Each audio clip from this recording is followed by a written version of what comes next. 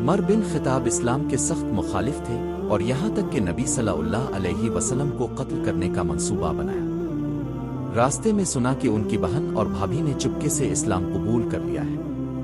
मुश्तइल होकर वो उनका सामना करने गए और झगड़े के दौरान उन्होंने अपनी बहन को मारा।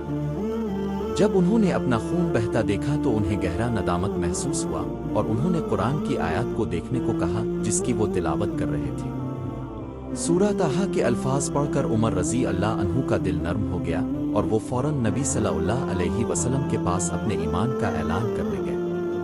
उनकी तब्दीली एक यादगार वाक़या था क्योंकि इसने मुसलमानों को, जो अभी तक कमज़ोर हालत में थे, अपने अक़ीदे पर ज़्यादा खिलकर अमल करने की हिम्मत दी। रसूल अल्लाह के चचा हमज़ा एक मजबूत और निडर जंगजू थे। एक दिन जब हज़रत हमज़ा शिकार से वापस आए तो उन्हें मालूम हुआ कि कुरैश के एक सरदार अबू जहल ने रसूल अल्लाह की शान में गुस्ताखी की है। हज़रत हमज़ा रज़ी अल्लाह अन्हु गुस्से में आकर सीधे अबू जहल के पास गए और उन्हें मारा और कहा कि तुम्हारी हिम्मत कैसे हुई कि मेरे भतीजे की तौहीन करो जबकि मैं उनके मजहब का पीर हूँ। अगरचे ये एक ज़बरदस्त ऐलान था, लेकिन हज़रत हमज़ा ने ईमान के बारे में मज़ीद जानने के बाद जल्द ही खुलूस के साथ इस्लाम कबूल कर लिया। उनकी तब्दीली ने मुस्लिम कम्युनिटी को बहुत ज़्यादा तक़वियत बख्शी क्योंकि उनके असर और रसूख ने उन्हें पैगंबर इस्लाम का ज़बरदस्त मुहाफ़िज़ बना दिया। खालिद बिन वलीद एक शानदार फौजी कमांडर थे जिन्होंने जंग अहद में मुसलमानों के खिलाफ कुरैश की अफवाज की क़यादत की, जहां उन्होंने उनकी शिकस्त में कलीदी किरदार अदा किया।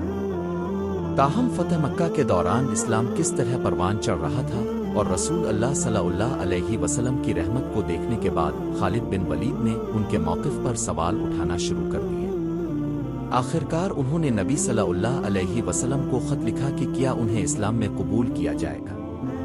नबी सल्लल्लाहु अलैहि वसल्लम ने गर्मजोशी से जवाब दिया और खालिद बिन वलीद मदीना मुनव्वरा गए जहां उन्होंने इस्लाम कबूल किया।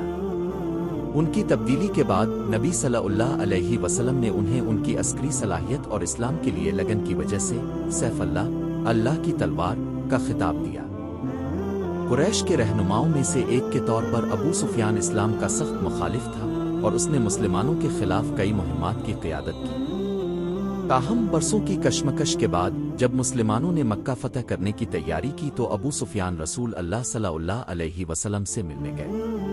ये समझते हुए कि मुज़ाहमत बेकार है और नबी सल्लल्लाहु अलैहि वसल्लम की सखावत और अफ़ू व दरगुज़र की गवाही देते हुए अबू सुफियान ने फतह से ऐन क़ब्ल इस्लाम कबूल कर लिया। इसकी तब्दीली ने कुरैश की इस्लाम की मुखालफत का खात्मा कर दिया और वो बाद में मुस्लिम काज के वफादार हामी बन गए। उमरो बिन इलियास एक बासर रहनुमा और फौजी कमांडर था जिसने इब्तिदा में इस्लाम की मुखालफत की और यहाँ तक कि मुसलमान मुहाजिरीन की वापसी की दरख्वास्त करने के लिए हबशा भी गया। ताहम मुसलमानों की लचक और इस्लाम की मुसलसल तरक्की को देखने के बाद उमरो बिन इलियास ने उनके अकायद पर सवाल उठाना शुरू कर दिए।